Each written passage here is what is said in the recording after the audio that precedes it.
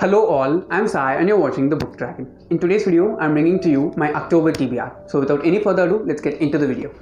So my September TBR was not that much of a success because I had really good books in the TBR, but I did not end up finishing most of them, mainly because I was not able to continue reading with the books because they dropped in some way or the other continuously, and I was not sure of how the stories were set up also as a whole. So this month I've decided to read books which I'm like more than 90% sure that I will finish reading. Hence I've selected one reread, and apart from that the other 4 books are going to be fresh reads, and even the reread is something which I'm very much excited to do because it's part of the reread of the series that I'm doing. I'm rereading the Mortal Instruments series, and hence I'm going to read one of the Mortal Instruments books this month also. And apart from that, I'm also going to start another new series which is just a trilogy. So I'll just tell you what the books are right now. The first book in my TBR for October is the first book in the Infernal Devices trilogy, and this Clockwork Angel by Cassandra Clare.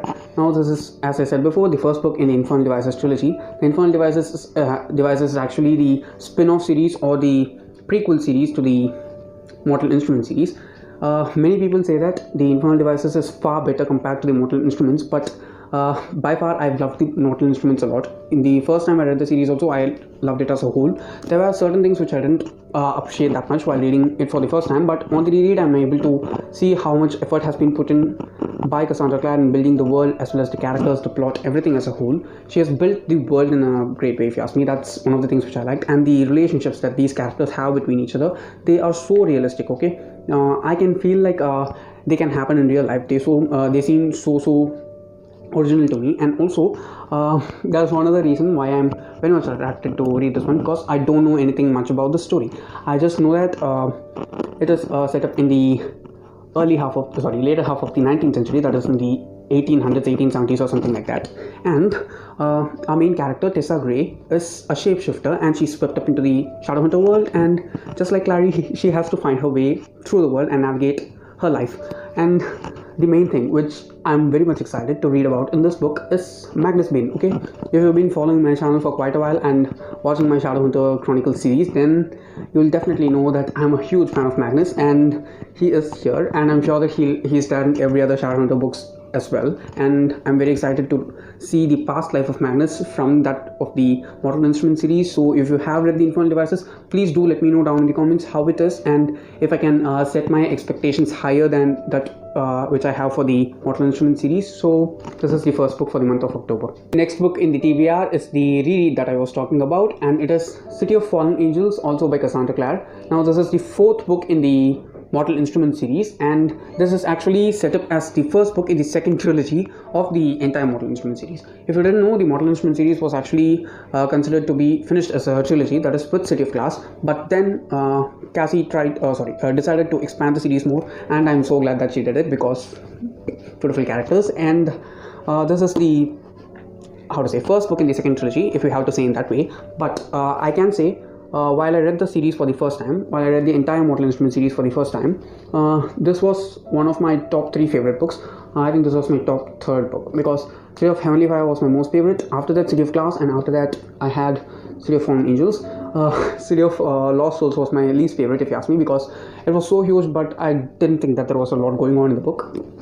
Another main reason why I love this for the first time is because this is the shortest book in the series, okay, and there's no other book that's shorter than this one in the entire series. And also it has my second most favorite character, or a character whom I love equally as I love Magnus, Isabel Lightwood. Okay, these two characters, at least Magnus is focused a lot, but Isabel is not given that much of focus in the first 3 books. She gets some focus towards the end of the 3rd book, but not for the major part of the first trilogy or the first 3 books, and that disappointed me a little bit, because she's one of the best characters that I've ever read about, because she's not a straightforward character. She has multiple layers. What you see Isabel from outside is different from what you see Isabel as a person from within her head, and she's so good in every way in that sense, and I'm very much pumped to read this. It'll not even take much time for me. I remember reading this in just a single day while I read it for the first time. This is a big book for reading in a single day, for me at least, and I just devoured it and enjoyed it throughout, and I'm very much excited to read it because I'll be dissecting each and every part of this book. The next book in my October TBR is the second book in the Infernal Devices trilogy, which is Clockwork Prince. Okay, I'm not going to talk more about Clockwork Prince because it's just the sequel for Clockwork Angel, and until and unless I finish reading that, I cannot speak anything about this book. I don't even know who there's in this cover. I just expect that it's one of the main characters. I know that the Infernal Devices is mainly a love triangle put into the Shadowhunter world, and I usually don't like reading love triangles, but after reading Cassandra Clare's books, I'm sure that she will manage pulling those out in a really good way, because the series is entirely composed of love triangles, and I just loved it. Okay, and I'm sure that she can make the same magic in this one also, because people tend to love this more than that series, and I'm very much excited to read this as well. And if things go as planned, by the end of October you'll be having the review and discussion videos for all these 3 books, which I'm very excited to do as well as read, because after reading, that's the most fun part for me, sitting down in front of the camera and discussing my opinions with you guys, and you guys interacting with me in the comments. I'm just waiting for that a lot. The next book in my TBR is actually one which is very much different from the first 3 books. It has nothing to do with fantasy, as well as the 5th book, and it's a dark book. It's Dark Places by Gillian Flynn. I've read all the other 3 books by Gillian Flynn, The Grown Up, Gone Girl, and Sharp Objects, of which all 3 I loved. Gone Girl was a masterpiece, if you ask me, and I'm very much intrigued by the plot of this book also. In this, we have a woman named Libby Day, and while she was 18 years old, an evidence that she provided as a statement put her 15-year-old brother Ben behind bars.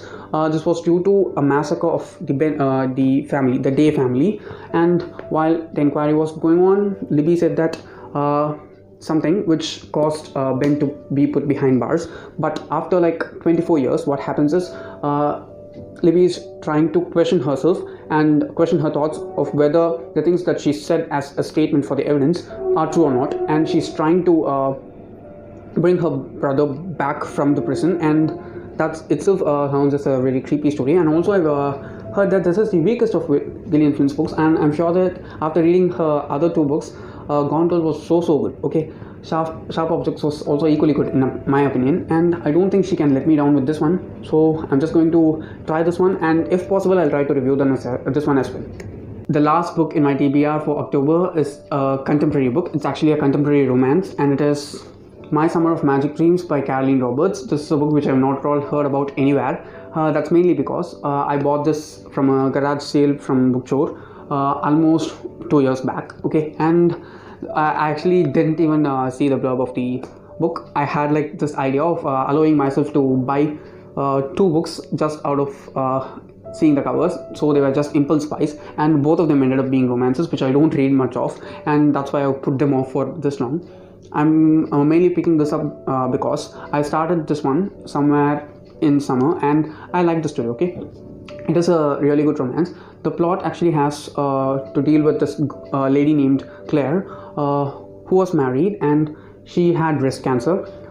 She had her husband with her, and through her treatment her husband helped her, and after she was recovered, they end up divorcing each other, and she's having this insane depression right now due to the treatment that she's been through, as well as the relationship breakup that she's had right now. And she's trying to deal with that depression by going to vacation, and the vacation turns out not to be a really great place to be. Yet she finds this guy, and she has this kind of an attraction towards him. And I can say that as far as I read this book, I just read like 30 to 40 pages. It has a slight hint of erotica throughout, and I'm okay with it. Okay, if it's done in a good way, I like it because I read everything, and I'm sure that I might like this because this sounds lighter than most of the books which I've been reading for quite a while now, and I do need a break from just dark, gritty, intense stories, and I think this will provide that break.